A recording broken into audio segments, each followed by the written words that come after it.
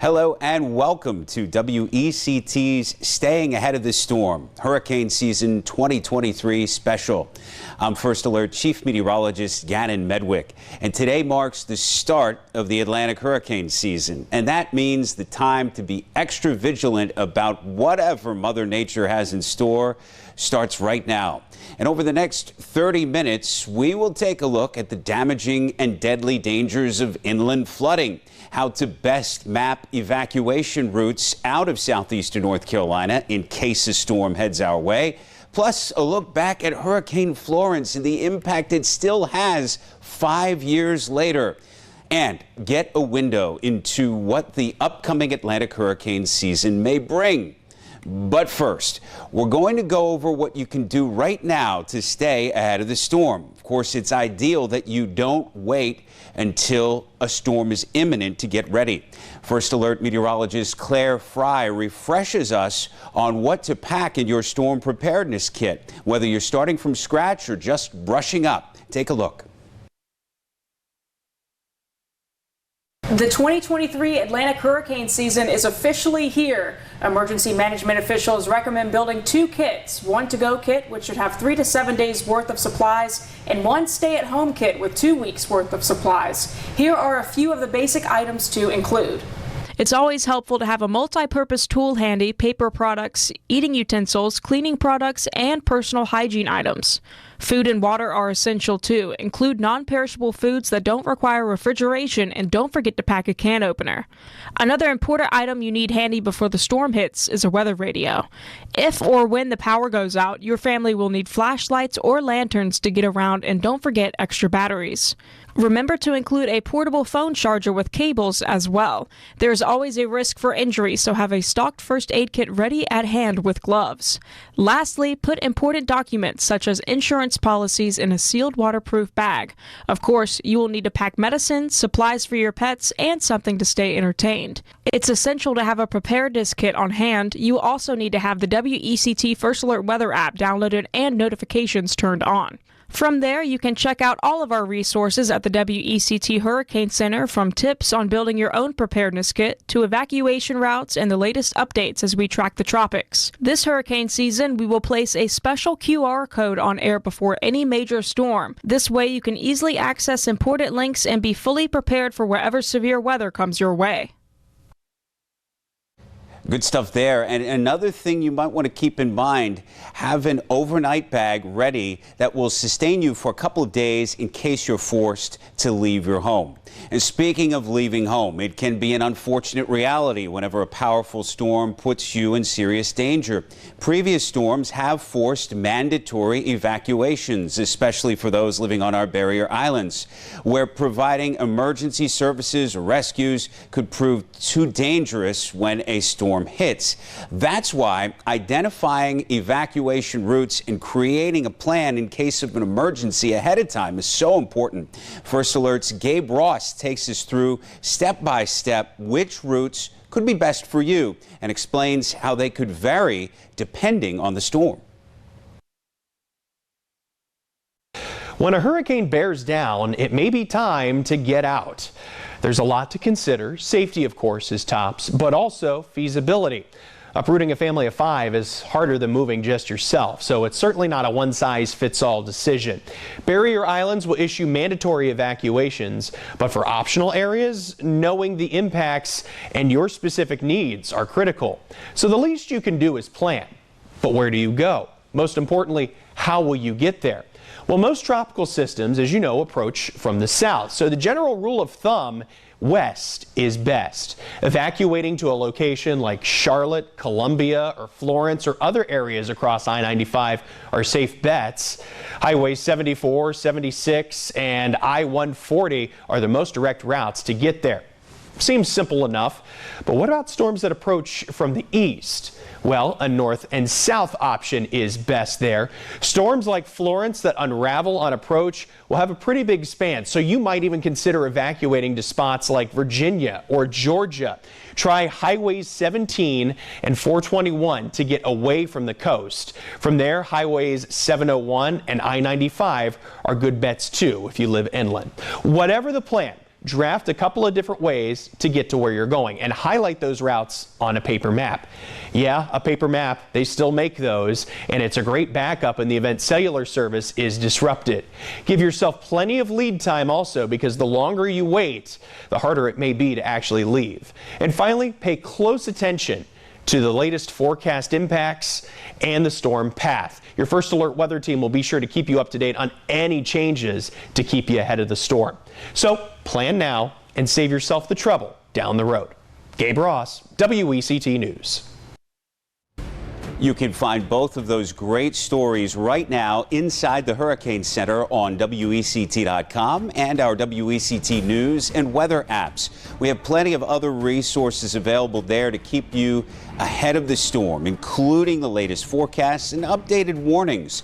And starting this Atlantic hurricane season, your First Alert weather team is rolling out something new to keep you ahead of the storm whenever there is the threat of severe weather.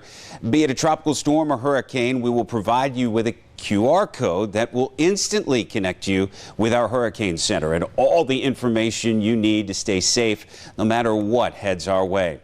Coming up, may be hard to believe, but this hurricane season marks 5 years since Hurricane Florence. All the damage, destruction, and death it left behind. And I will share some thoughts on what the Atlantic hurricane season might bring here in 2023. Stay with us as our Staying Ahead of the Storm special report continues.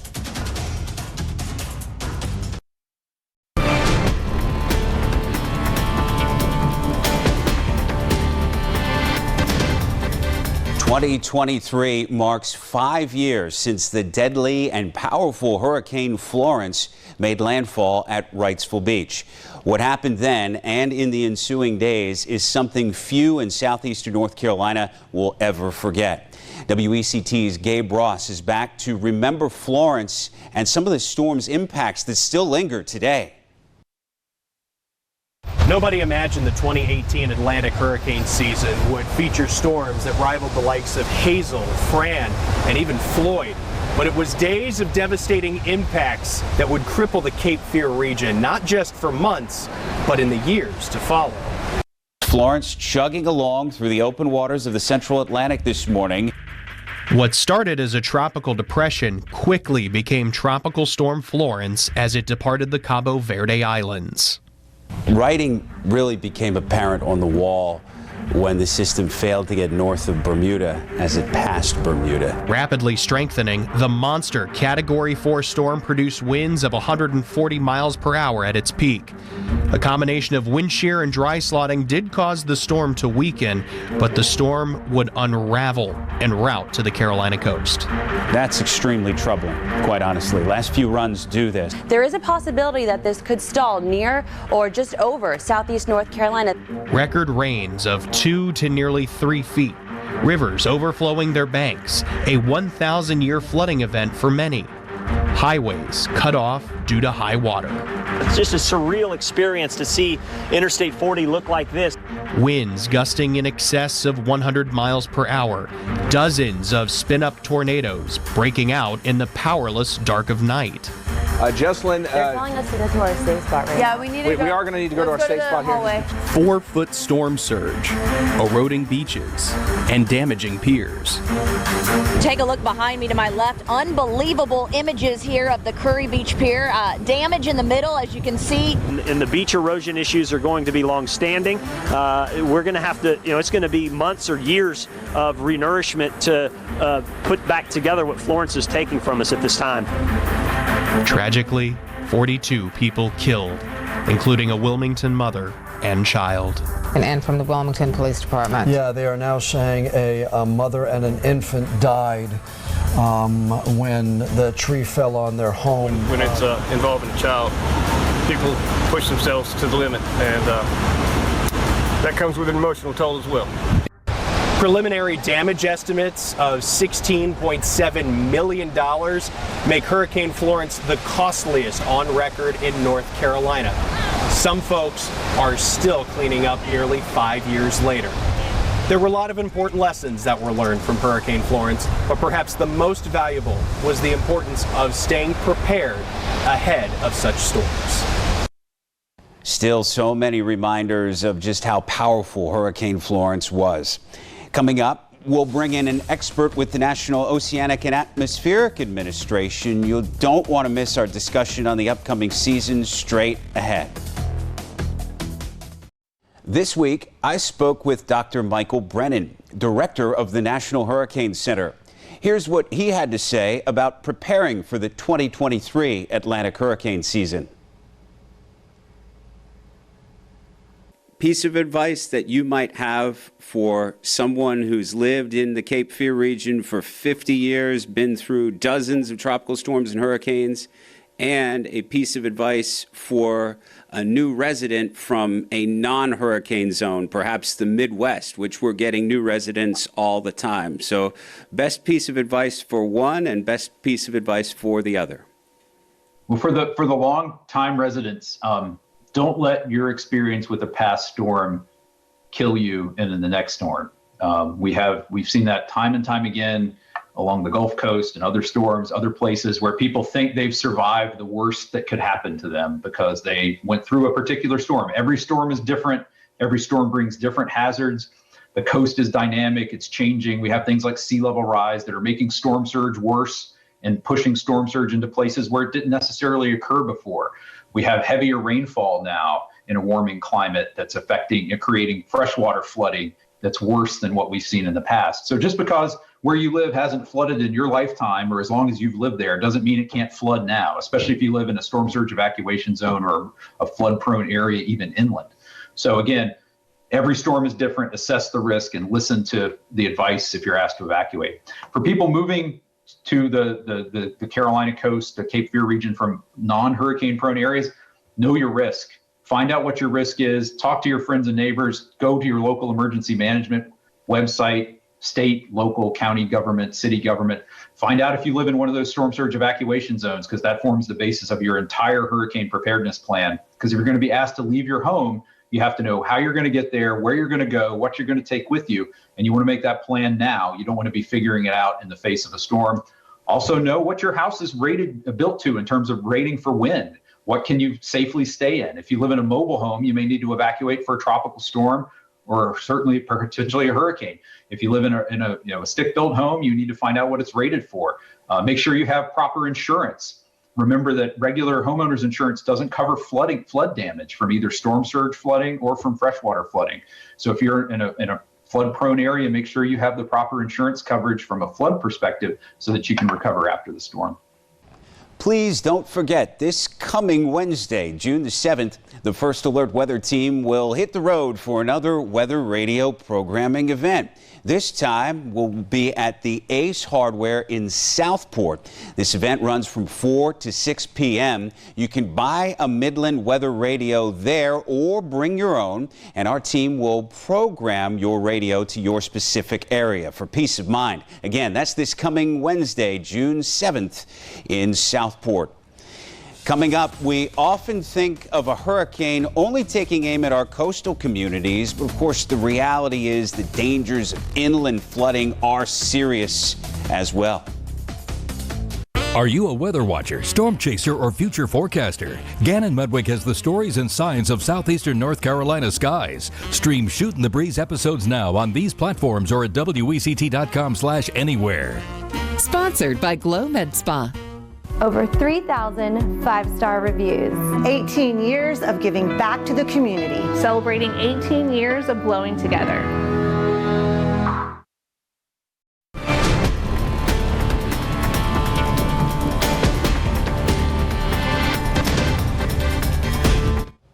Our coastal communities often bear the brunt of hurricanes' landfall with storm surge, related saltwater flooding, beach erosion.